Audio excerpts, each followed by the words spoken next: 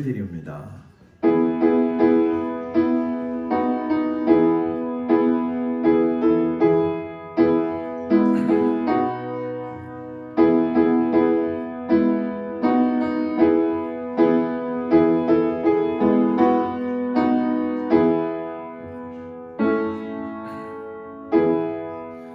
하나님은 영이시니 예배하는 자가 영과 진리로 예배할지니라. 아멘. 301장 찬양합니다.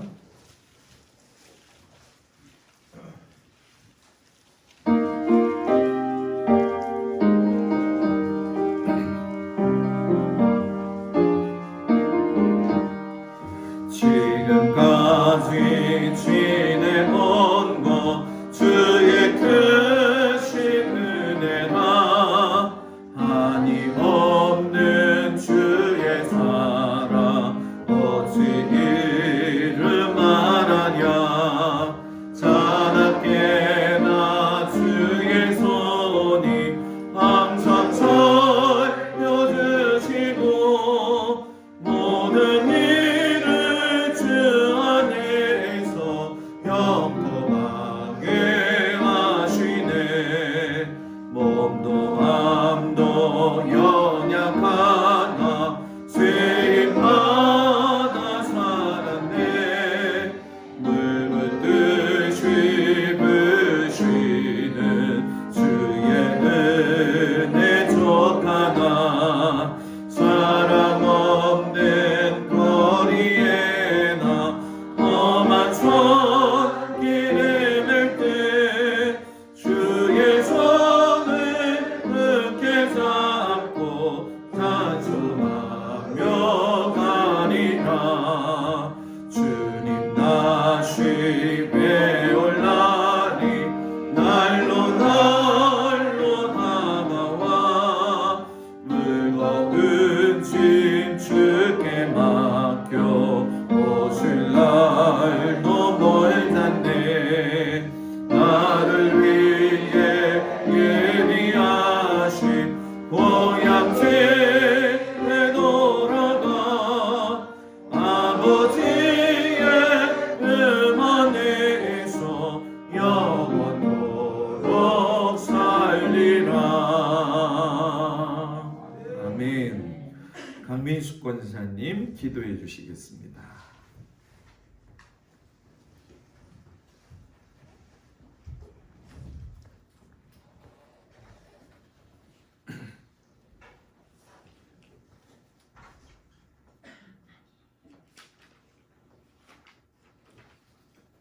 사랑이 풍성하신 하나님, 풍성한 추수감사주의를 허락하시고 주여. 김지선 지사님과 간증의 시간을 인도하시는 주님께 감사와 찬양을 올려드립니다. 아멘. 코로나로 인해 모든 삶의 현장이 힘들었지만 그래도 지금까지 지내온 모든 삶이 주님의 크신 은혜였음을 고백합니다. 아멘. 앞으로 나아갈 길도 내일의 염려도 주께 맡기오니 평탄케 하시고 날마다 독수리처럼 하늘을 향해 날개치며 올라가듯 삶의 축복을 부어 주시옵소서. 아멘.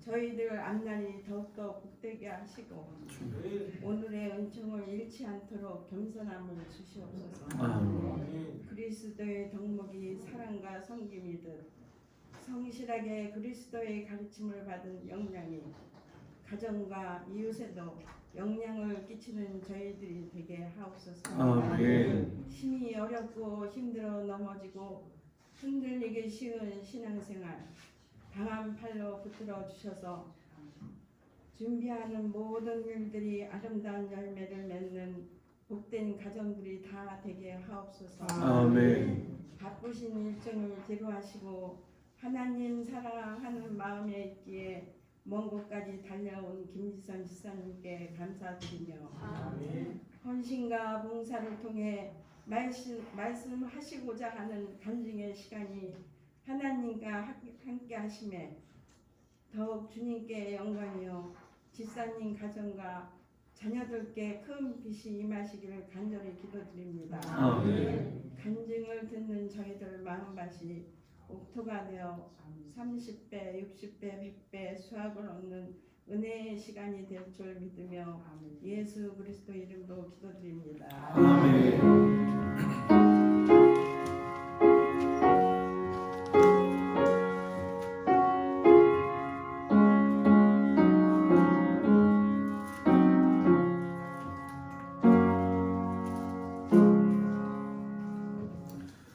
하나님 말씀은 요한복음 15장 5절 말씀이 되겠습니다.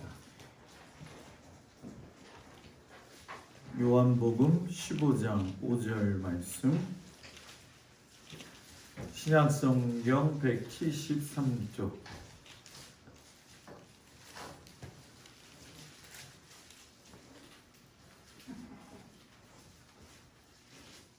요한복음 15장 5절 말씀, 우리 한 목소리로 한 절이니까 다 같이 봉독하겠습니다. 시작. 나는 포도나무요 너희는 가지라. 그가 내 안에 내가 그 안에 거하면 사람이 열매를 많이 맺나니 나를 떠나서는 너희가 아무것도 할 수 없습니다. 아멘. 우리 드려지기 전에 예물 드린 거 기도합니다. 김종선 장로님, 강명식 권사님, 오정희 권사님, 곽덕일 권사님, 김수자 집사님, 권경철, 김순자, 임기자 권사님 드렸습니다. 기도합니다. 하나님께서 귀하게 사랑하는 믿음의 딸 김지선 집사님을 오늘 이 저녁에 같이 은혜 나눌 수 있도록 인도해 주심을 감사드립니다. 살면서 우리에게 부딪히는 여러 가지 환난과 어려움이 다 있지만 아버지 하나님, 우리가 그때를 믿음으로 잘 지켜 넘어갈 수 있는 은혜 위에 은혜를 허락하여 주옵소서. 이 시간 하나님 앞에 감사하는 마음으로 예물을 드리는 그 손길들을 하나님께서 기억하여 주시옵시고, 오늘 말씀이 같이 증거되어질 적에 큰 은혜의 시간이 되어지도록 하나님께서 함께하여 주옵소서. 예수님 이름으로 기도합니다. 아멘. 할렐루야. 아멘. 제가 100마디 말하는 것보다, 그죠? 우리 김지선 집사님 소개시키지 않아도 텔레비에서 많이 보셨을 것이고, 개인적으로는 다 아실 거라 생각이 듭니다. 관계가 매번 교회 어려울 때마다 와서 간증해 주시고, 우리 김지선 집사님한테 제가 늘 잊혀지지 않는 게 있어요. 단양에서 목회할 적에 애들 우유값이 없어가지고서 힘들었는데 그때 집사님이 11조 100만 원 보내줘가지고 분유를 몇십 통 사놨던 생각이 지금 나요. 그 정도로 사랑해주고 또 감사하게 여겨주고 또 먼 길 마다하지 않고 우리 와주신 김지선 집사님한테 감사를 드리면서 나오실 때 할렐루야 하는 거는 좀 그렇고요. 요즘은 다 박수로 그냥 맞이하더라고요. 그러니까 우리 나오실 적에 박수로 맞이하겠습니다.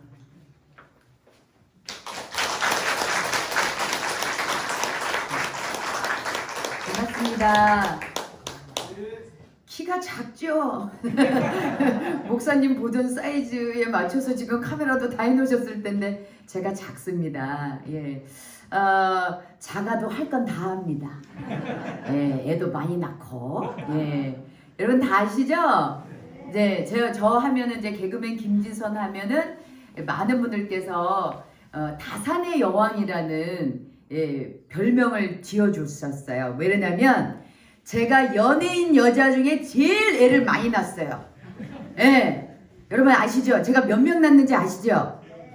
4명. 예, 어떤 분들은 3명 낳았다, 어떤 분들은 5명 낳았다. 헷갈리지 마시고 4명입니다.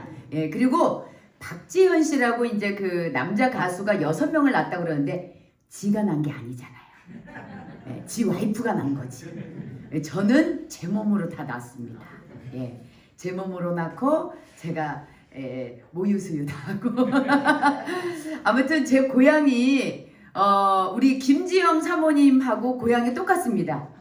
예, 혹시 알고 계세요?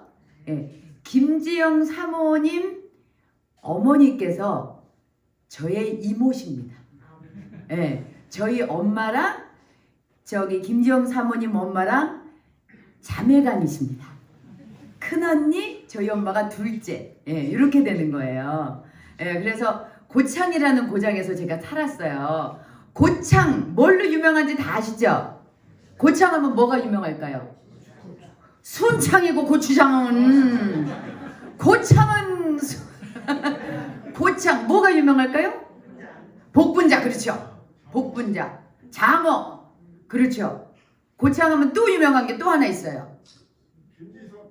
예, 뭐 그렇지요. 아이고 우리 집사님 끝내주시네요. 뭐 물론 김지선도 유명하지만 저 이전에 복분자 왜 복분자인 줄 아시죠? 요광이 뒤집어진다 그래서 복분자. 예. 그리고 장어. 장어가 어디에 좋은지 아시죠? 그리고 수박이요. 고창 수박 유명하잖아요. 그래서 요것만 봐도 저는 다산을 할 수밖에 없었어요. 왜? 남들 딸기 먹을 때 전 복분자를 먹었습니다. 요광이 뒤집어진 복분자 먹었고 남들 미꾸라지 끓여 먹을 때 저는 장어를 끓여 먹었어요. 그리고 제 배는 항상 수박처럼 불러 있었어요. 그래서 다산을 할 수밖에 없는 그런 고장에서 태어났어요. 근데 저희 집은요 원래 이제 그 하나님을 믿는 집안이 아니었어요. 제사가 1년에 20번이 넘었습니다. 그래서 많은 분들 아시죠? 뭐 어렸을 때부터 아이를 잘 키우기 위해서 뭐 조기교육 같은 거 하시잖아요. 조기교육 뭐 영어를 가르친다, 뭐 태권도를 가르친다, 아니면 수영을 가르친다, 아니면 피아노로 뭐 악기를 가르친다 막 이러는데 저희 집은 제사 음식 조기교육을 해주셨어요. 그래서 전을 6살 때부터 그렇게 잘 부쳐. 동태전을 해동한 걸 갖다가 소금 살살살살 뿌려가지고 그걸 탈탈 털어가지고 밀가루 묻히면 밀가루가 많이 묻어있으면 전이 맛이 없어요. 아시죠? 동태가 저기 밀가루가 많이 붙어있으면 이게 그 껍데기가 두꺼워서 맛이 없어요. 그런데 뭐가 막 내려오네요. 근데 요게 밀가루를 탈탈 털어가지고 계란옷을 싹 입혀가지고 그거 부치면 얼마나 맛있는지 몰라요. 아무튼 조기교육을 저는 제사 음식 가지고 조기교육을 받았어요. 오늘 저기 안 그래도 목사님께서 그러시더라고요. 오늘 여기 동막교회에 오시면 많은 분들께서 많이 안 웃으실 거라고. 웃음이 좀 많이 이렇게 저기 사라지신 분들이 많으시다고. 여러분 왜 나이가 들고 어린애랑 나이 든 사람이랑 뭐가 구분이 되는지 아세요? 어린애들은 그냥 옆에 지나가는 똥만 봐도 웃어요. 방구 소리만 들어도 웃고. 그런데 우리 나이가 들면 들수록 웃음이 사라져요. 근데 여러분 많이 웃으면 그거 아세요? 건강해지는 거? 여러분들 건강을 위해서 한 번만 웃고 시작을 한번 해보도록 하겠습니다. 자, 배에다가 힘을 딱 주시고 나는 지금부터 전원주다 생각하세요. 시작. 한번 웃어보세요. 시작.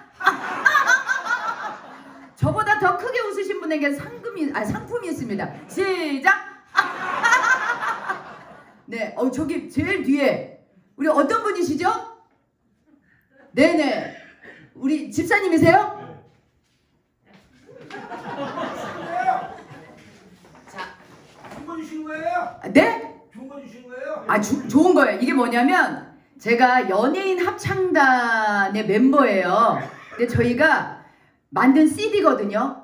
연예인들, 그러니까 윤복희 권사님부터 시작해서 이무송 집사님, 노사연 집사님, 저도 그렇고 김원희 집사, 이선미 집사 다 들어있어. 이 사람들이 다 부른 거예요. 그거 다 주신 거예요? 아니 이거 드린다. 하나 드린다. 아이 뭘 그 욕심이 많으셔요. 다준 줄 알았지. 네네. 감사합니다. 네네. 요거 이따 가져가세요. 네네네. 아유 이게 선물을 여러분들 중간중간에 많이 웃으시는 분들께 제가 한 장씩 드려요. 안 되겠네 이제. 이렇게 해서 아무튼 그렇게 저는 제사 음식 조기 교육을 받으면서 자랐어요. 근데 여러분들 다 아시죠? 아무래도 이제 그 옛날 이제 시골, 저도 이제 전라도 고창이니까 옛날부터 이렇게 우리나라에는 남아선호 사상이 좀 많이 이렇게 그랬잖아요. 그래서 여자애들은 그냥 좀 천대 받으면서 남자애들은 그냥 뭘 해도 잘하고 여자애들은 뭘 해도 못하고. 예, 그쵸? 제가 남동생이 오빠 있고 저 있고 여동생 있고 남동생 있고 우리 집도 2남 2녀 중에 제가 둘째거든요. 그러면은 남동생이 누워있어요? 남동생이 누워있으면 내가 뭐 걔가 방이 좁은데 누워있으면 어떻게 해요? 어디라도 지나가야 되잖아요. 그래서 머리 위로 지나가면 할머니 난리가 나는 거예요. 어디 남자 머리 위로 지나가고 잘 안 된다고 그러면서 나한테 막 뭐라 그러는 거야. 근데 이제 제가 또 누워있을 때가 있잖아요. 그러면 남동생이 지나가다 밟고 가기도 하고 막 그러면은 제가 막 할머니한테 할머니 왜 쟤는 나 밟고 가는데 뭐라고 안 하냐고 그러면 네가 지나가는데 중간에 누워있는 네가 잘못된 거야 막 이러면서 아무튼 남자가 뭘 하면 다 잘했다고 그러고 여자가 뭐 하면은 다 우리는 뭐 잘못한 거가 되는 거예요. 그러니까 막 서럽잖아요. 그러면 엄마라도 같은 여자 입장인 엄마라도 나를 좀 감싸주면 좋겠는데 엄마도 그런 입장이 아닌 거예요. 엄마도 이상하게 저희를 이렇게 막 사랑해주거나 안아주거나 보듬어주거나 그러질 못하셨어요. 근데 저희 엄마는 그럴 수밖에 없는 환경에서 자라셨어요. 저는 되게 속상했어요. 왜 우리 엄마는 우리를 이렇게 예뻐해주거나 이렇게 안아주거나 그러질 않나 그랬더니 저희 외할머니께서 24살 때 과부가 되셨어요. 우리 외할아버지께서 경찰이셨는데 경찰로서 이렇게 일을 보시다가 총에 맞으신 거예요. 그래서 지금 대전 국립묘지에 계시는데 아무튼 24살에 딸 셋을 두고 외할아버지가 돌아가시니까 할머니가 이 딸 셋을 어떻게 키우려면 악착같이 살아야 되잖아요. 그런데 또 딸 셋 중에 막내가 화장실에 빠져서 또 갔어요. 막내가. 그러니까 할머니가 어떻게 보면은 옛날엔 그런 얘기 많이 했잖아요. 남편 잡아먹은 여자다. 자식 잡아먹은 여자다. 그러니까 이 자식들을 키우면서 어떻게든 욕안 먹고 자라게 하려고 할머니가 너무 무섭게 엄마랑 이모를 키운 거예요. 남의 집 가서 밥도 먹지 말아라. 누구한테 뭘 빌리지도 말아라. 그래서 엄마가 이렇게 무서운 할머니 밑에서 자라다 보니까 어떻게 보면 좀 이렇게 잘 키우려다 보니까 무섭게 된 거지. 그러다 보니까 이게 아까 어떤 권사님이 그러셨어요. 고기도 먹던 놈이 먹는다고 사랑도 줘본 사람이 받아본 사람이 줄 수가 있는 거예요. 그쵸? 사랑도 내가 많이 사랑을 받아본 사람이 사랑을 줄 수 있는 건데 우리 엄마는 외할머니한테 받아보질 못하니까 나한테 주지를 못하는 거예요.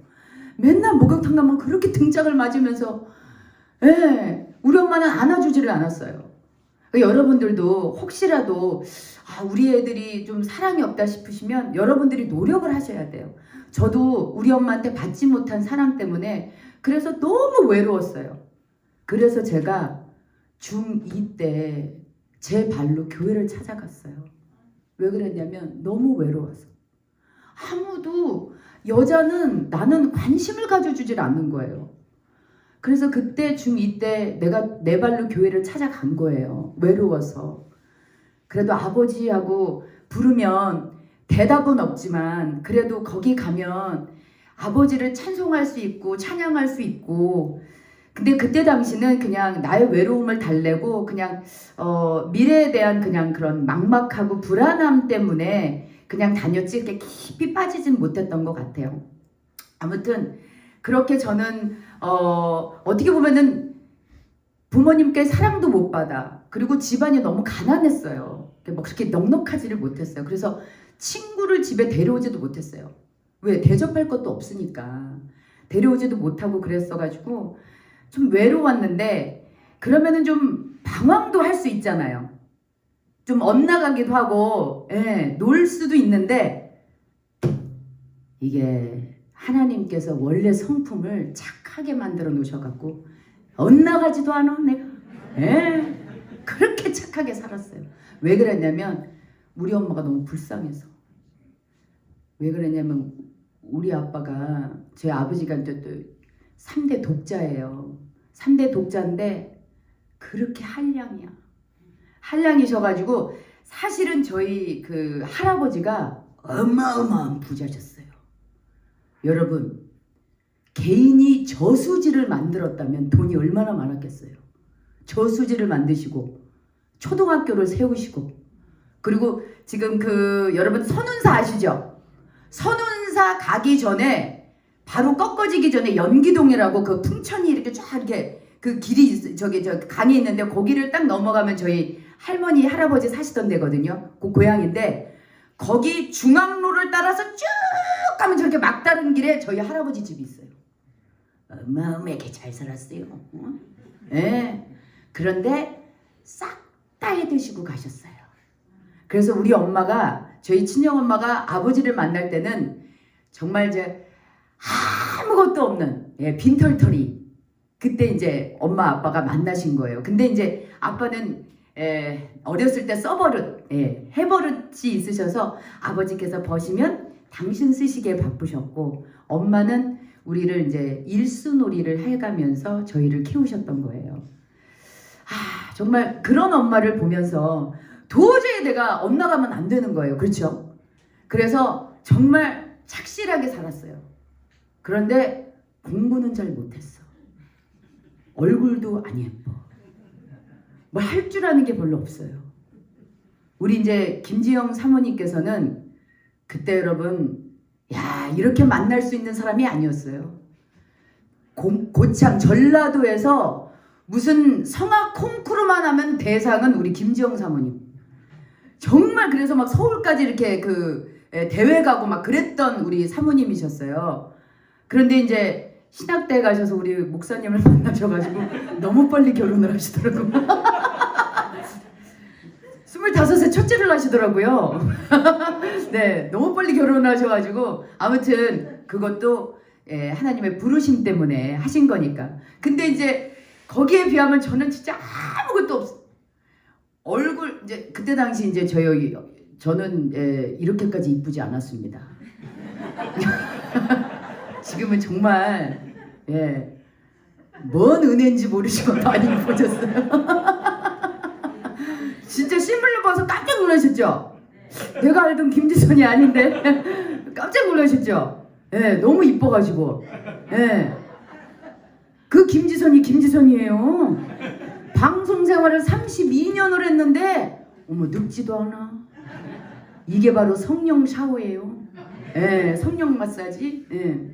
아무튼 그때 당시 이제 저희 오빠 있고 저 있고 여동생 남동생이 있는데 아무튼 제가 이제 오빠 다음으로 딸이라 정말 서러움도 많이 받았지만 올곧게 정말 제대로 자라서 제가 고등학교 때도 선도부 하면서 근데 제가 참 숫기가 없는데 이상하게 하나님께서 저에게 특별한 달란트를 주셨어요.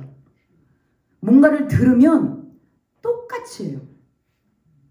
그때 제가 고등학교 때 한참 북한과 이렇게 교류가 되면서 뭐 남북애창 통일전망대 그러면서 북한 뉴스가 나오더라고요. 그래서 밥 먹다가 이렇게 보면은 그 아나운서가 나와요. 그러면 내가 우리나라 아나운서랑 다르네? 그러고서 이제 해봐요. 언제나 내 몸이 등불 있으며 네 천만년민들의 젖줄 있으며 네 땅에 정신적 육체적 지지이신 수령 아버지를 찬양합니다. 뭐 이런 게 나와요. 그래서 이걸 하니까 비슷한가? 그러고서 이제 학교 가갖고 숫기가 없으니까 제일 친한 친구 불러갖고 야 어제 뉴스를 봤는데 북한 뉴스에서 언제나 내 몸이 등불 있으며 애들이 막 놀래는 거야. 너무 똑같다고. 그래갖고 이제 학교에서 소문이 난 거예요. 그랬더니 어느 날 교장 선생님이 나를 부르더니 조회 시간에 나를 강단 위에로 올려가지고 북한 사투리를 하라고. 그래갖고 이제 전교생이 다 알게 된 거예요. 제가 북한 사투리를 하는 걸. 그런데 또 방송국에서 이렇게 고등학생들 하는 프로그램을 또 우리 학교에 와가지고 또 PD 선생님이 알게 돼가지고 아무튼 그래가지고 사부작 제가 무대에 서는 이게 기회가 막 생긴 거예요. 그러더니 대학을 또 저기 방송연예과라고 선생님들이 막 이제 그쪽으로 가라는 거예요. 너는 제가 원래는 생물학 같은 거 전공하려고 그랬더니 네가 무슨 생물학이니? 너는 무대에 서야 돼. 그러면서 방송연예과 같은 데 가라 그래가지고 제가 거길 가가지고 사실 원래 그저 그 길로 가는 거는 아니었는데 어머 희한하게 자꾸 그 길로만 이렇게 펼쳐지더라고요. 그리고 개그맨 시험을 보려고 그랬던 건 아닌데 대학교 갔더니 또 이제 소문이 났어요. 제가 북한 사투리를 한다고. 그랬더니 선배님 중에 한 명이 개그 콘테스트를 같이 나가자 그래서 개그맨 양원경 씨라고 아세요? 네, 양원경 씨랑 저보다 훨씬 선배님이세요. 대학 선배님. 그래서 대본은 그 선배님이 거의 다 쓰고 그 선배님 떨어지고 제가 90년도 코미디 탤런트 대상으로 KBS를 들어가게 됩니다. 와, 정말 네, 감사합니다. 진짜 여러분, 저 시골에서 자라던 고창 부안변 용산리 490번지에 살던 애가 정말 어떻게 초등학교 4학년 때 아빠 따라서 서울에 왔다가 찌질하게 이렇게 여자애라 빚 못 보고 살다가 어떻게 내가 개그맨이 된 거예요. 개그맨이 됐어. 이거는 정말 지금까지 아까 우리가 했던 찬송 있잖아요. 지금까지 지내온 것 주의 크신 은혜라. 저는 대본도 안 썼어요. 그냥 북한 사투리 한마디 하고 중간에는 다 그 선배님이 써주신 그거였어요. 그때 했던 개그가 여러분 그때 가요 톱10이라는 프로가 되게 유명했었어요. 그걸 제가 패러디를 해서 광고 톱10이라 그래서 하나 해드릴까요? 네. 잠깐 우리 권사님들이 너무 안 웃으시네. 그때 뭘 했냐면 호박엿 광고를 했어요. 국내산 호박 이런 호박으로만 만들었습니다. 한국인의 무공해 영양식품 까투리 호박엿. 고향의 맛, 어머니의 구수한 목소리. 예 형수야 연 먹어라 이런 거 했었어요. 그래가지고 제가 대상을 받았어요. 예, 진짜 하나님의 은혜죠. 그래서 90년도에 데뷔했으니까 어느덧 32년을 제가 이 방송 생활을 하게 된 거예요. 근데 어디나 왜 소위 말하는 잘 나가면 시기하고 질투하는 사람들 있죠. 예, 제가 20살 때 개그맨이 됐어요. 어린 나이에 이제 대학교 1학년 들어갔는데 개그맨이 됐으니 뭘 알아요? 그래가지고 아우 선배님들이 특히 이제 여자 선배님들이 이제 좀 못 살게 구는 거예요. 야, 대상이 타주는 커피 한번 마셔보자. 막 이러고. 내가 지금까지도 믹스 커피를 얼마나 믹스 커피 그때는 나오지도 않았을 때 이 어떻게 이제 프림하고 설탕하고 커피를 하면은 얼마나 맛있는지 물론 이제 중간중간에 맛을 봅니다. 이제 그렇게 해가지고 진짜 맛있게 타는 걸 그때 이제 배운 거예요. 그리고 그렇게 이제 좀 못 살게 굴어서 변기 잡고 울어본 적이 한두 번이 아니었어요. 근데 그 생활을 그래도 잘 견뎌서 제가 지금까지 왔는데 아무튼 그 모든 것도 다 은혜라고 생각을 해요.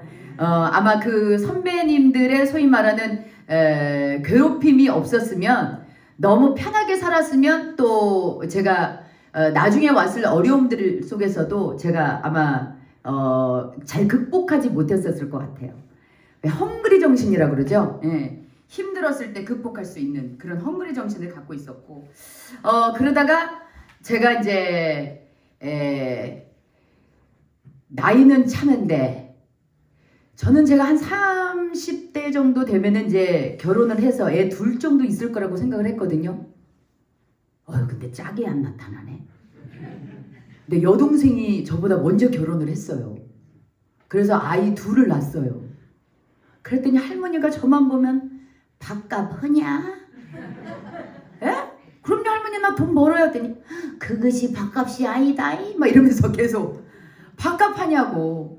그런데 이제 제 여동생이 결혼을 해서 애 둘을 낳고 저희 이제 여동생의 친구 중에 한 명이 결혼을 해서 애 둘을 낳았는데 둘이 이제 친구인데 그쪽의 오빠도 결혼을 안 하고 있고 우리 여동생의 언니 저희가 결혼을 안 하고 있으니 둘이 만나갖고 야 결혼 안 한 너희 오빠 언니를 우리 만나게 해주면 어떨까? 그게 지금 제 남편입니다. 네. 결혼한 시누이와 결혼한 우리 여동생이 둘이 이제 불쌍한 어떻게 보면은 똥차 두 대를 만나게 해줘가지고 결혼을 했어요. 근데 여자의 인생은 저는 결혼으로 바뀐다고 생각을 했었거든요. 그 전까지. 그게 아니더만요. 여자는 애를 낳아야 그때부터 인생이 헷가닥 뒤바뀐다는 걸 알았어요. 그냥 저는 그냥 성경대로 생육하고 번성하라고 그냥 있는지도 몰랐어요. 그런 말이 있는지도 몰랐는데 제가 그렇게 생육하고 번성할 줄은 몰랐습니다. 네. 처음에 연년생으로 애 둘을 낳더니 그 다음에 이제 셋째도 2년 터울러 낳고 넷째 또 2년 터울러 나서 첫째랑 막내랑 5살 차이가 나서 저는 6년 동안 배가 계속 불러 있었고 그래서 아이 넷을 낳은 거예요. 근데 정말 그때는 너무너무 애 키우기가 힘들었어요. 정말 너무너무 힘들었고 특히나 넷째를 낳고 나서는 사실은 그런 두려움도 있었어요. 나 이러다가 방송 못하는 거 아닐까. 왜 방송국에서 애 넷 낳은 여자가 없었거든요. 저희 친정엄마도 애 셋 딱 낳고 나서는 더 이상 낳지 마. 응? 너 애 넷 낳고서는 일 못해. 응, 그만 나. 그랬는데 또 애 넷째를 딱 임신했다 그러니까 저한테 안 오시더라고요. 저희 남편한테 가더니 김서방 해도 너무하네. 조심을 있었어야지. 애는 일을 해야 되는데. 아무튼 그래가지고 근데 막내를 그래도 아들 낳았다가 막내 딸을 낳았잖아요. 축복이죠. 그쵸? 예. 엄마들한테는 딸이 무조건 있어야 된다 그러더라고요. 그쵸? 우리 집사님 권사님들도 다 그렇게 생각하시죠? 우리 장로님들도 그렇게 생각하시죠? 네. 저도 그렇게 생각해요. 네. 저도 저희 엄마 아빠 보면은 뭐 저는 좀 잘 못하지만 저희 여동생이 너무 잘해서 진짜 딸을 낳긴 낳아야 된다. 물론 여기서 잘하시는 우리 장로님 저 집사님 계실 줄로 믿습니다. 예. 그런데 딸은 있어야 되겠더라고요. 그런데 제가 애 넷을 낳고 나서 저에게 크나큰 뭔가 이렇게 제의가 들어옵니다. 애 넷을 낳잖아요. 그런데 저보고 홈쇼핑에서 다이어트 제품을 하나 하자고 와요. 근데 보세요 여러분. 애 넷을 낳았어요. 우리가 애 넷을 낳은 여자애들의 몸은 어떻게 생각해요? 이제는 뭐 펑퍼짐해지고 그냥 앞에 뿔뚝 뒤에 뿔뚝 둘이 뭉실뭉실 막 이럴 거라 생각을 하잖아요. 그런데 저한테 다이어트를 하면 다이어트 제대로 해서 이 제품을 한번 팔아보자고 제의가 들어와요. 근데 그때 딱 제가 생각이 들었어요. 이거는 이 제품이 좋고 나쁘고를 떠나서 내가 다이어트만 성공하면 이건 무조건 성공한다. 그래서 애 낳고 나서 100일 딱 지나자마자 다이어트를 합니다. 쌀을 한 토를 안 먹었어요. 쌀을 한 토를 안 먹고 무조건 소위 말하는 뭐 닭가슴살 이런 단백질만 먹고 다이어트를 해서 제가 방송에서 홈쇼핑에서 배를 딱 보여줬더니 갑자기 전화 주문이 와 이렇게 올라가는 거예요. 애 넷 낳은 여자가 갑자기 배를 딱 보여줬는데 배가 빤빤하거든. 저기 이렇게 막 울룩불룩한 살이 하나도 없거든. 그러니까 엄청나게 잘 팔리는 거예요. 그래갖고 제가 그 전까지 아까도 말씀을 드렸지만 되게 가난하게 살았잖아요. 그쵸? 제가 가난하게 살았어요. 우리 집은 동그란 계란을 먹어본 적이 없어요. 항상 계란 파는 집에 가면 요 깨진 계란만 파는 게 있어요. 그런 계란만 저희는 사서 먹었었거든요.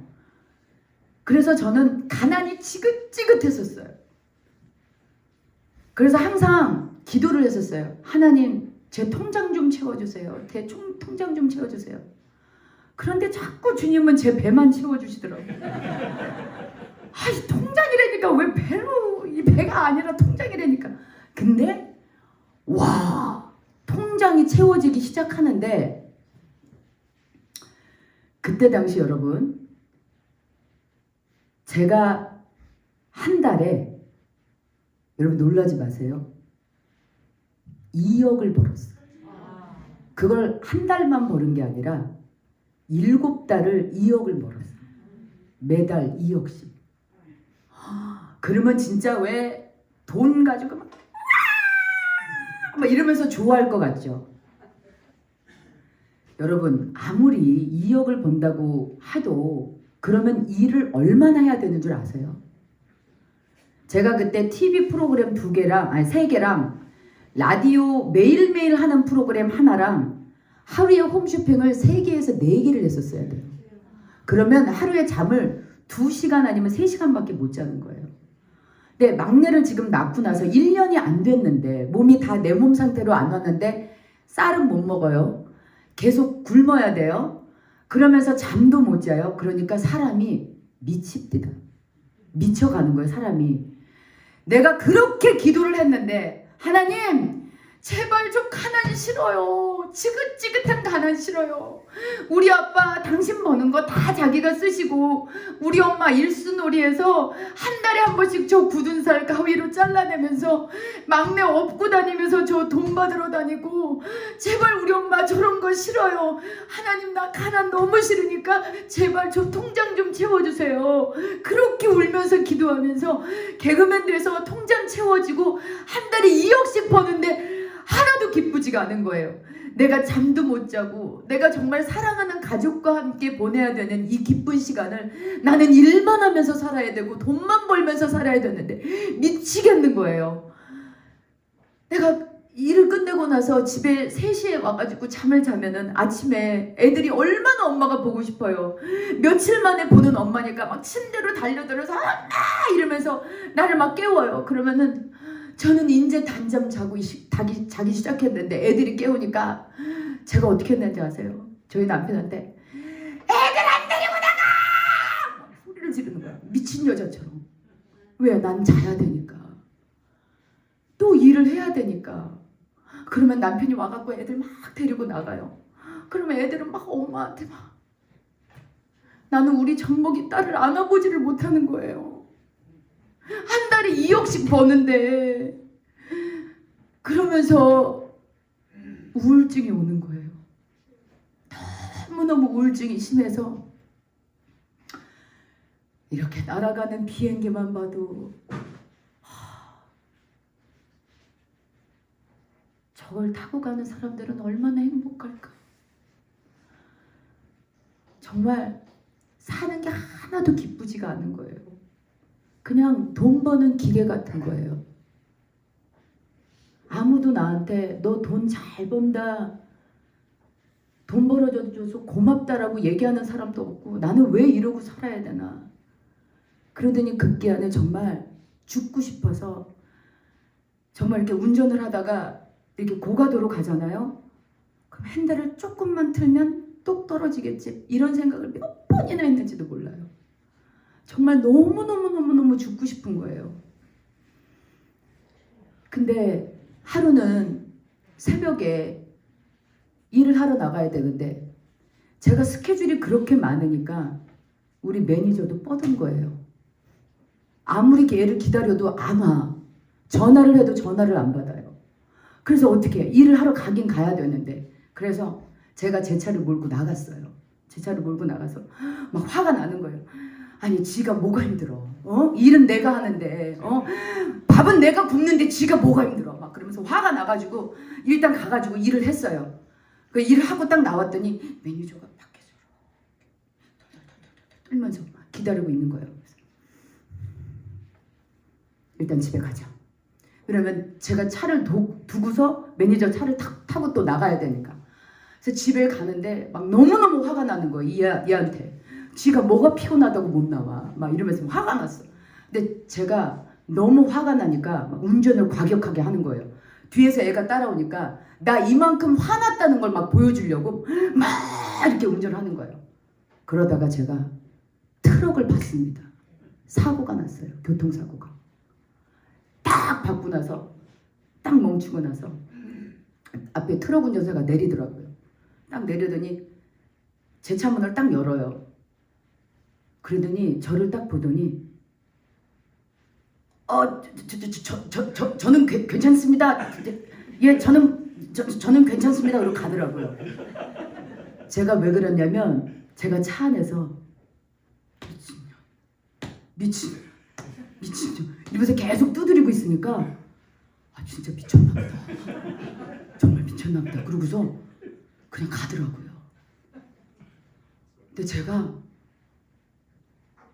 계속 이렇게 두드리는데 갑자기 저 안에서 그런 말씀이 들리는 것 같아요.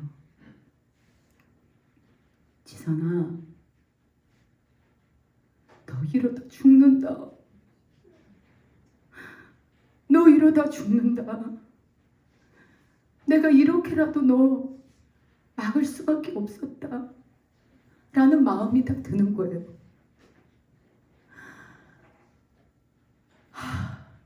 그분이 막으셨구나. 우리 주님이 막으셨구나. 자식 내두고서 가면 안 되니까. 나는 아직도 해야 될 일이 너무 많은데 죽으면 안 되니까 나를 이렇게라도 막으셨구나. 핸들을 잡고서 감사합니다 주님. 감사합니다 주님. 감사합니다 주님. 정말 감사가 계속 나오더라고요. 그리고 나서 집에 들어갔어요. 차 견적이 200만 원이 넘게 나왔어요. 그런데도 감사하더라고요. 그런데도 왜? 나는 아직 살았잖아요. 하나도 다친 데가 없는 거예요. 하나도 다친 데가 없는 거예요. 다행히. 그러고 나서도 사람이요. 그렇게 어떤 상황을 딱 겪고 주님이 주시는 이렇게 음성이라고는 정확하게 저는 그런 마음을 주셨어요. 마음을 주셨어요.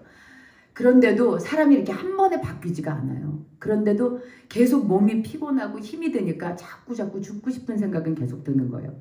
그런데 그때 이성미 언니가 전화를 합니다. 저한테. 지선아. 그분이 꼭 그렇게 얘기해요. 지선아, 우리 연예인들끼리 연합 예배를 하려고 그래. 너 꼭 나와. 그때 당시 이성미 씨가 캐나다로 이민을 가신 지 10년 만에 1년 전에 그가 10년 만에 돌아오셨는데 왜 돌아오셨느냐? 그분은 하나님께서 음성을 들려주셨대요. 한국으로 돌아가라. 그때 당시 최진실 씨 자살해요. 최진영 씨 그 동생 자살해요. 연예계에 자살하는 사람이 너무나 많았어요. 갑자기 막 자살을 하기 시작하는 거예요. 그러니까 이성미 언니한테 네가 한국 땅에 가서 그 연예인들 자살을 막아라. 그러면서 음성을 주셨대요. 그래서 한국에 오셔서 1년 동안을 기도를 하신 거예요. 그리고 제가 그 사고가 나고 얼마 안 있다가 성미 언니한테 전화가 온 거예요. 연예인들끼리 예배를 드리자. 정말 거기에 정말 소위 말하는 뭐 엄정화 씨, 이영자 씨 정말 많은 연예인들이 와가지고 그날 정말 많이 눈물 흘리고 깨어나고 제가 얼마나 상처를 크게 치유받았는지 몰라요. 여러분 그거 아세요? 제가 아까 2억 벌었다 그랬잖아요. 매달. 근데 사탄은 우리에게 어떤 걸 하기를 원하는지 아세요? 사탄은요. 하나님과 우리가 멀어지기를 원해요. 그러면 어떤 수단과 방법을 가리지 않고 얘가 하나님과 멀어질 수 있는 방법이 무엇인가를 곰곰이 고민해요. 그게 돈이면 돈으로 줘요. 그게 일이면 일로 줘요. 그게 인기면 인기로 줘요. 제가 2억씩 벌을 때 주일 성수 했을 것 같으세요? 못해요. 왜? 매일 일을 해야 되는데 일요일도 일을 해야 되는데 일이 들어오는데 그러니까 사탄이 얼마나 좋았겠어요. 야호! 얘 2억 주니까 주일날 일을 못하네. 얘 주일날 성수를 못하네. 좋았어.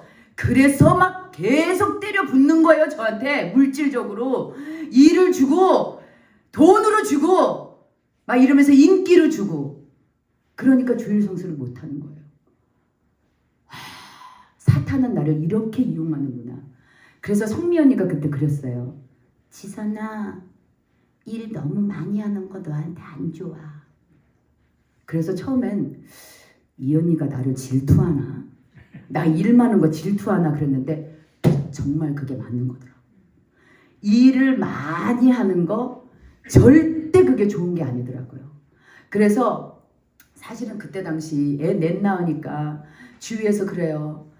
아유, 지금 먹고 쓰고 싸고 그러면서 기저귀 쓰는 거 이건 아무것도 아니라고. 애들 크면 돈 들어가는 게 엄청날 거라고 막 그러는 거예요. 그러니까 돈을 벌어야 되는 나는 생각에 돈을 많이 벌려면 일을 해야 되잖아요.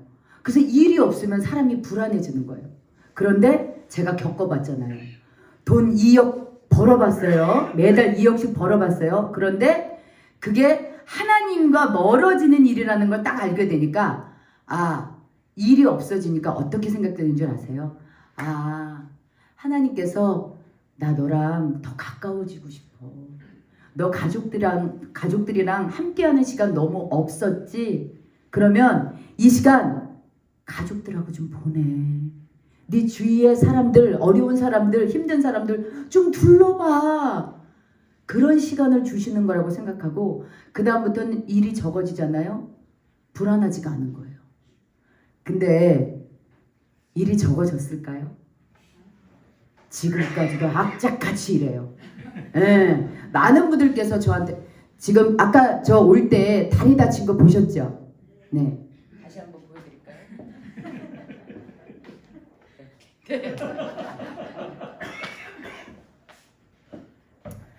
다리를 다쳤는데 제가 하는 방송은 다 앉아서 하는 거예요. 한 번을 놓친 적이 없어. 방송을 못한 게 없어요.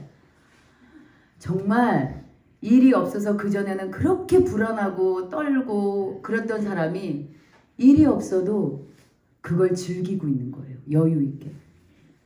정말 저는 여러분들께 아까 이제 우리 성경 말씀으로 그 말씀을 해주셨잖아요. 요한복음 15장 5절 말씀. 나는 포도나무여 너희는 가지라. 그가 내 안에 내가 그 안에 거하면 사람이 열매를 많이 맺나니 나를 떠나서는 너희가 아무것도 할 수 없음이라. 저는 이게 너무나도 정말 저에게는 정말 생명과도 같은 말씀이에요. 오늘 추수감사 주일이라 정말 예쁘게 이렇게 꽃꽂이도 해주시고 많은 이게 뭐 감나무 이렇게 가지도 있고 그런데 얘네들은 나무에서 떨어졌잖아요. 얘네들이 1년 동안 버틸 수 있을까요? 2년 동안 버틸 수 있을까요? 지금은 너무나도 아름다운 모습으로 지금 이 자리에 있지만 절대 나무에서 잘린 가지는 살아남을 수가 없더라고요.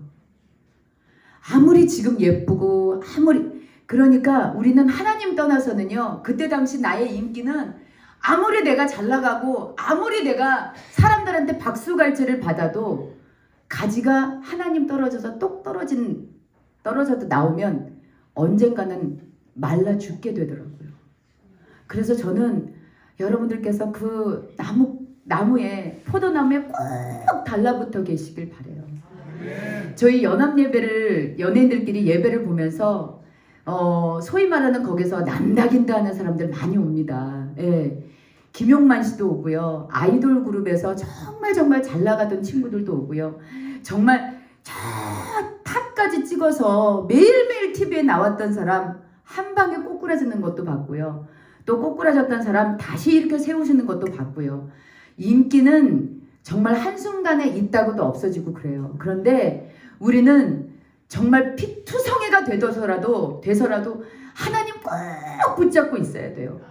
그렇지 않으면 정말 우리는 언젠가는 말라 비틀어져서 정말 저기 저 불쏘시개로 사용될 수 있는 그런 나뭇가지가 될 수가 있는 거예요. 저는 하나님과 함께 지금 동행하면서 CTS 내가 매일 기쁘게라는 또 프로그램을 함께 하고 있습니다. 그 프로를 하면서도 지금 한 4년째 하고 있거든요. 최성규 집사님이랑 같이 하고 있는데, 최성규 집사님도 그 불교 학생회 회장이었던 거 아시죠? 그분도 불교 학생회 회장이었고, 외할머니가 절을 3개를 지으셨고, 그분이 그렇게 불교 쪽으로 이렇게 방향을 틀고 있었을 때, 그때 이제 최성규 집사님의 가장 사랑하는 딸을 치셔서 그분이 돌아오시게 되셨거든요. 그분이 지금 그 내가 매일 기쁘게를 19년인가 21년째를 하고 계세요. 모든 방송을 다 끊고 무조건 주님 방송만. 근데 저는 지금 4년째 하고 있는데, 가끔 가다가 저도 그래요. 가끔 가다가 저도 이렇게 어려운 일 있고 힘든 일 있고 막 그러면은 막 입이 이만큼, 안 그래도 나와 있는 입이 더 나올 때가 많거든요. 그래서 뭐 불만이 많은데, 그런데 이제 내가 매일 기쁘게 가면은 이제 선교사님 아니면 목사님들 나오셔가지고 이제 그분들의 삶을 이제 간증으로 듣잖아요. 내가 시어머니한테 당한 건 당한 것도 아니고, 아우, 내가 자식 때문에 속 썩은 건 속 썩은 것도 아니야. 정말 와, 나는 도저히 감당할 수 없는 그런 간증들을 해주시는데, 하나님께서 나를 이런 간증을 라이브로 정말 내 앉은 자리에서 들으라고 이 방송을 하게 만드시는구나. 저는 그래서 정말 입이 이만큼 나왔다가 그 내가 매일 기쁘게 하고 나가잖아. 그러면 입이 쏙 들어가서 감사합니다 주님.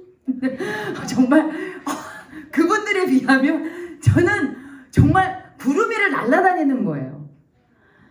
저희 집안에서, 저희 친정에서는 저희 여동생이 이제 믿음 생활을 하고 있어요. 근데 여동생이랑 진짜 많이 싸웠어요. 아시잖아요. 어렸을 때는 여동생이랑 많이 싸우고. 근데 지금은 정말 믿음에 서로 이제 동역을 하면서 서로 위안을 주고, 엄마 아빠 위해서 기도하고, 우리 형제들을 위해서 기도하고, 또 우리 시댁에서는 진짜 아무도 없었어요. 우리 시댁 얘기를 잠깐만 해드릴게요. 저희 시어머니 혹시 그 옛날에 시월드라는 프로 해서 좀 아시는지 모르겠어요. 예, 저희 어머니 이제 보통 분은 넘습니다. 네. 아무튼 근데 저희 시어머니 얘기를 떠나서 저희 시누이가 참 사람이 인간적으로 되게 긍정적이에요. 되게 긍정적이고 사람이 막 활활하고, 애가 성격이 너무 좋아. 호탕해. 그래가지고 아들 둘을 낳고 나서 세상에 42에 늦둥이 딸을 낳은 거예요. 그래서 우리 시어머니가 그랬어요. 우리 시어머니는 애보라고 할까봐 애 가지면은 아주 욕 별로 안 좋아하시거든요. 예, 저희 시어머니가 저한테는 욕은 못 하셨는데 저희 시누이한테는 하시더라고요. 막 이러면서 욕을 하셨어요. 아무튼 근데 42에 딸을 낳는데, 딸을 낳고 나서 2016년에 돌잔치를 했어요. 그러고 나서 며칠이 지났는데 자꾸 이렇게 왼쪽 눈꺼풀이 이렇게 자꾸 감긴다는 거예요. 그래서 뭐 부항도 침도 뭐 별거 다 했는데 안 좋아지는 거예요. 그래서 제가 서울에 그때 이제 친정에 왔을 때, 야, 너 좀 정밀 검사를 한번 받아봐라. 그래서 제가 신촌 세브란스 병원을 예약을 해서 CT를 한번 찍었어요. 그런데 CT를 찍고 나서 그날 CT를 찍은 날 바로 전화가 오는 거예요. 내일 MRI를 찍으러 오라고. 근데 병원에서 더 정밀한 검사를 하러 오라고 하는 건 좀 이상하잖아요. 그 다음날 제가 스케줄이 있는 걸 제가 그걸 빨리 바꾸고 같이 갔어요. MRI를 딱 찍는데, 걔가 들어가서 딱 찍는데, 이게 MRI 찍으면 똥똥똥똥 소리 나는 거 아시죠? 꽁꽁똥똥똥똥 소리 났는데 갑자기 저를 그 관계자분이 불러요. 왜냐면 제가 이제 연예인이니까 저를 이제 알아보니까 저를 불러요. 그러더니 여기 보시라고. 똥똥똥똥 그러는데 머리에서 갑자기 뭐가 조그마한 게 똥똥똥똥똥똥 이러면서 커지는 거예요. 오른쪽 눈 뒤에 종양이 3.7cm짜리가 딱 나오는 거예요.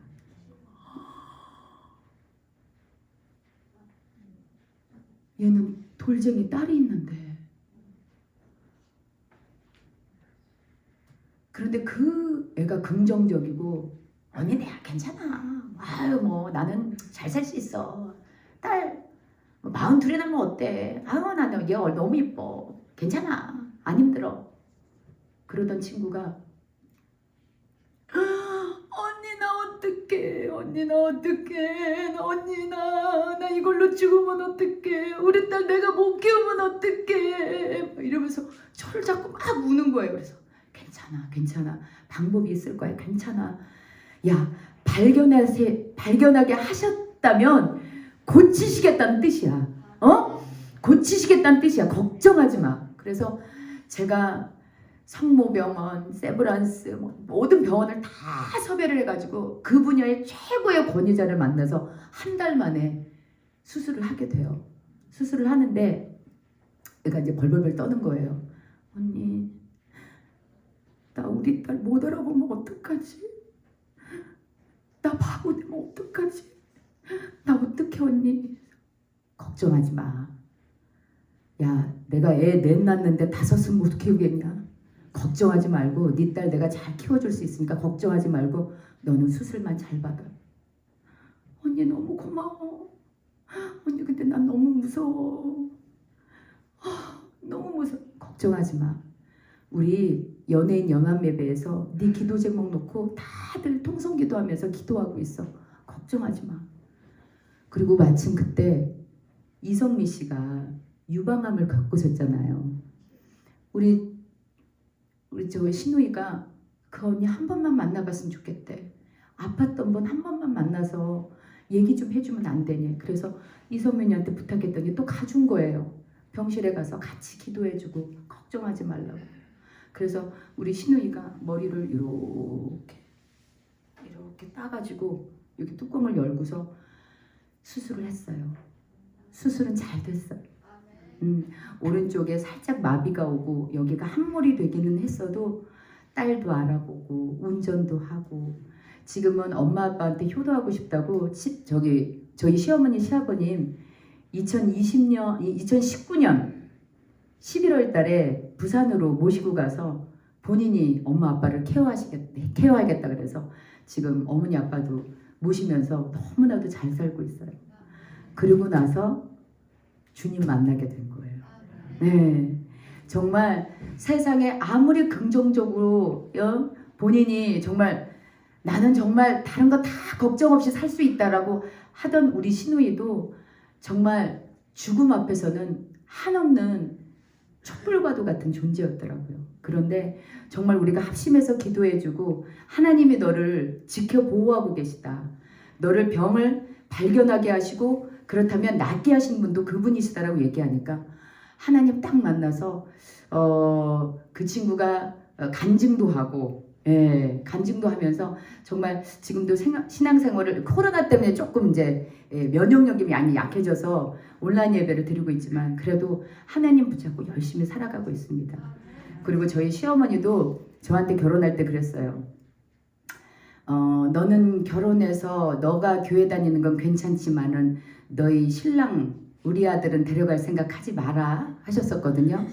그런데 2017년 1월 1일 날 저랑 같이 손잡고 교회 가셨어요. 네. 아직까지 믿음의 씨앗이 세게 뿌려지지는 않았습니다. 지금도 저희 친정 부모님 그리고 저희 시부모님을 위해서 그리고 우리 가족들 아직 믿지 않는 가족들을 위해서 정말 기도 열심히 하고 있어요. 그런데 저희가 씨를 뿌리면 언젠가 거두시는 분은 주님이시라고 생각을 하고 저는 뿌리는 작업에만 열심히 하고 있어요.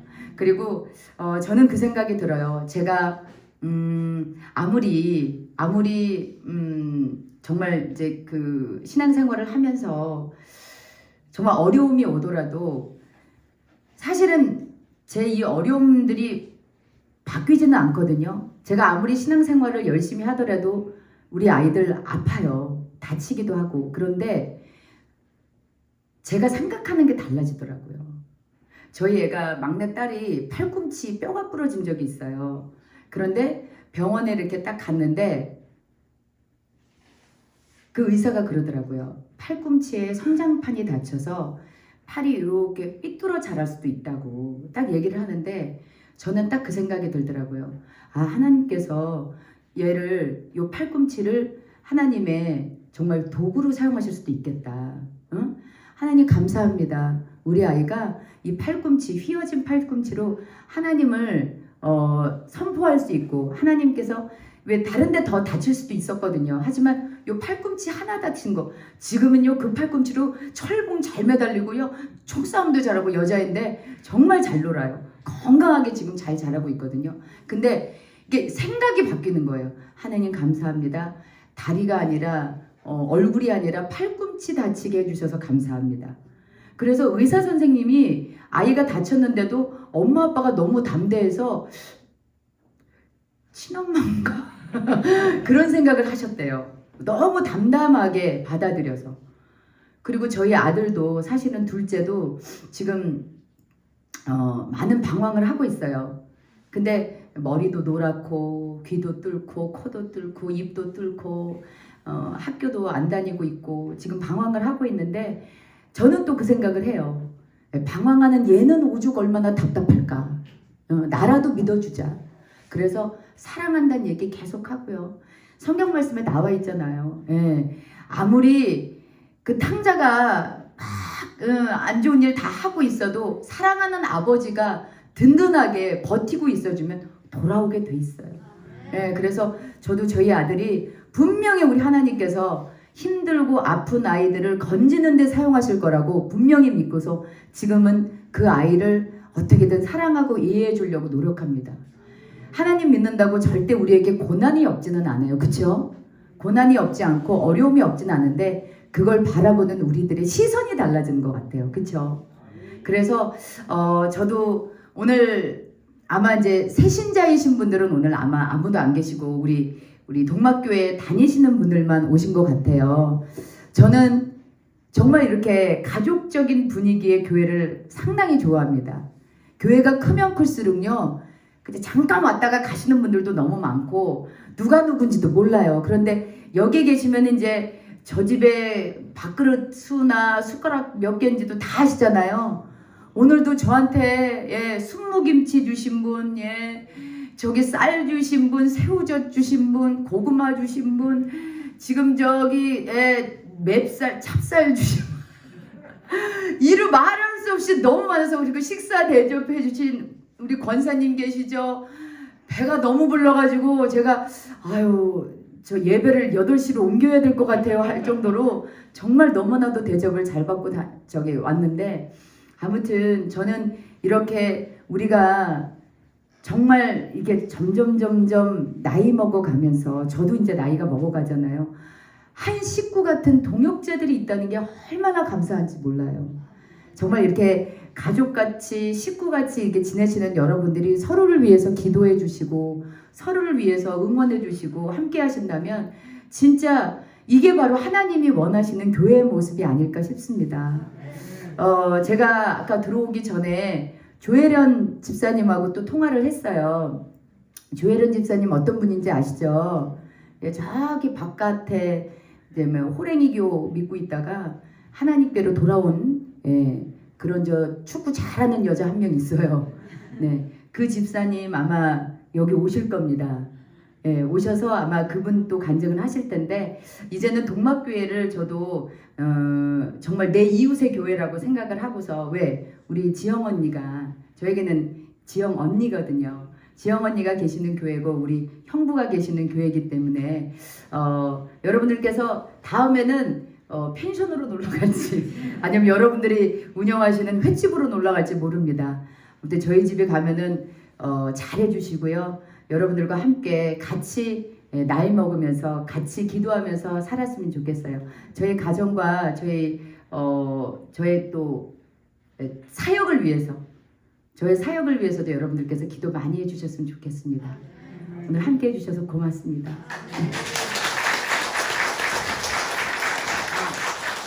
요거 드려야 되는데 요거 요건 우리 저 목사님께서 주시겠어요? 네.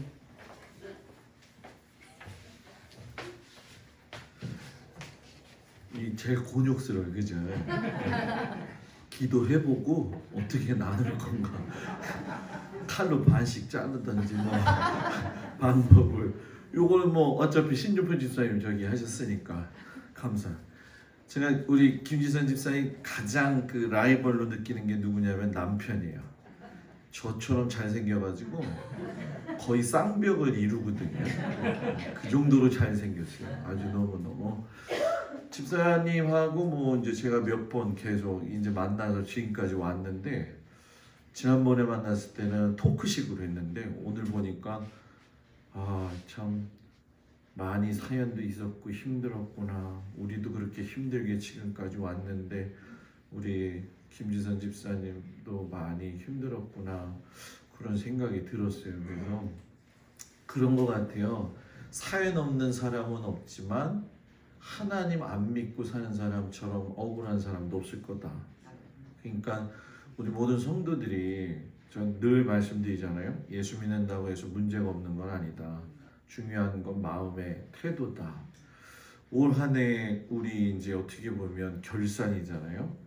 불나고 술이 다 끝나고 또 집사님 오셔서 해주시고 참 감사하고, 저는 개인적으로 너무 아주 오늘 추수감사절이 뜻깊어요. 그런데 더군다나 제가 그냥 넌지시 이야기했더니 우리 조혜련 집사님 남녀 혼합개교 믿었던 분이거든요. 아주 대단한 분이죠. 그분이 요즘 유튜브에서 자기 시어머니 데려놓고서는 성경 공부 가르치고 있어요. 친정엄마. 그래서 어떻게 안 될까 그랬더니 2월이나 3월 달에 무조건 날 잡으면은 오기로 했어요. 그래서 하여튼 이것도 내복인가? 내복인 것 같아요. 하여튼 감사하고, 우리 그래도 옆 사람하고 인사는 해야겠죠? 자, 옆 사람하고 인사합니다. 샬롬. 예. 기획공천위원회 이번 주 목요일 날 진행되어지는 거 기억을 좀 해주시고, 다음 주부터는 대신방 시작되어지고 교회 홈페이지 개설이 되어져 가지고 잘 진행이 되어져 가는데, 여러분들이 유익하게 잘 사용 좀 했으면 좋겠습니다. 그리고 이제 예배 끝나면 이제 차 제가 모시고 오신 분들은 제가 모셔다 드리겠는데, 아마 나이 드신 장로님 권사님들은 그냥 가실 거예요. 근데 우리 집사님이 여기서 사진 다 찍어 주실 거예요. 그러니까 사진 찍고 싶은 분은 같이 찍으세요. 아셨죠? 그래서 줄만 잘 서서 장로님이 찍 해주셔서 이렇게 좀 찍어 주시면 저는 이렇게 모셔다 드리고, 그래도 이게 또 다 좋더라고요. 사진이 남으면은. 그러니까 그런 거 이렇게 쑥스럽게 생각하지 마시고, 우리 교인들은 너무 쑥스럽고 너무 웃질 않아가지고 그런데 같이 그게 사진도 좀 찍고 그렇게 하고 이렇게 돌아가시기를 바랍니다. 다시 한번 우리 집사님 인사할 때 박수 한번 쳐드릴까요? 제가 기도하겠습니다. 그리고 진짜 우리 강남교회에서 오신 장로님, 우리 이용원 장로님이 제가 동작지방에 있을 때 굉장히 저한테 잘해주셨고 저랑 같이 성지순례도 가시고 했던 분이에요. 장로님 잠깐 일어나세요. 너무 오래간만에 봐가지고 우리 이용원 장로님 감사합니다. 저 장로님이 저를 되게 좋아해요.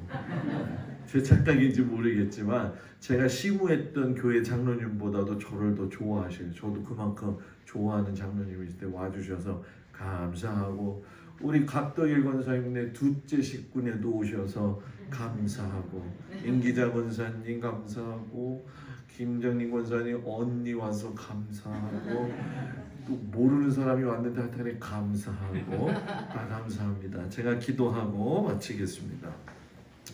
사랑이 많으신 아버지 하나님, 우리가 집사님의 삶을 통해서 하나님께서 언제나 변함없이 우리를 지키시고 인도하심을 깨닫게 하시니 참으로 감사를 드립니다.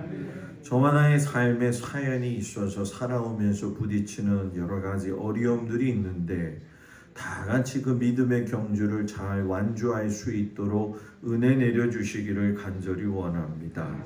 우리 집사님에게 하나님 함께하여 주셔서 일터에나 자녀들에게나 또 봉사하고 사역하는 그 길 위에도 하나님의 도우심으로 말미암아 모든 것이 선하게 인도함 받게 하여 주시옵시고 그 가정이 이제 하나님 앞에 인가기도 되어 아버지 주님의 자녀가 되어지고 있는데 하나님께서 우리 집사님을 통해서 양가 부모와 또 자녀들과 남편이 하나님을 알므로 인해서 형통함을 이룰 수 있는 은혜를 주시옵소서.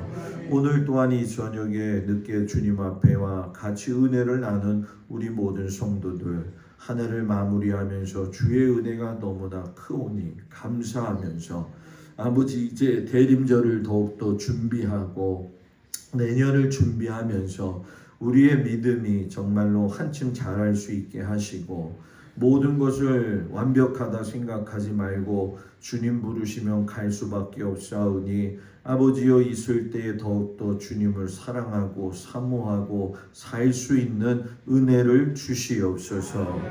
이제는 우리 주 예수 그리스도의 은혜와 우리를 사랑하시는 아버지 하나님의 그 놀라우신 사랑과 성령님의 위로하시고 돌보시고 인도하심이 이제 주님 앞에서 모든 연단과 삶의 현장에서 주님을 증거하면서 애쓰고 수고하는 우리 김지선 집사님과 그의 가정과 또 그의 모든 아는 지인들과 또 이걸 통해서 같이 은혜 받고 힘을 다해서 새롭게 또 출발하고자 하는 이 자리에 모인 우리 모든 성도들 위해 이제로부터 영원토록 함께하여 주시기를 간절히 축원하옵나이다. 아멘.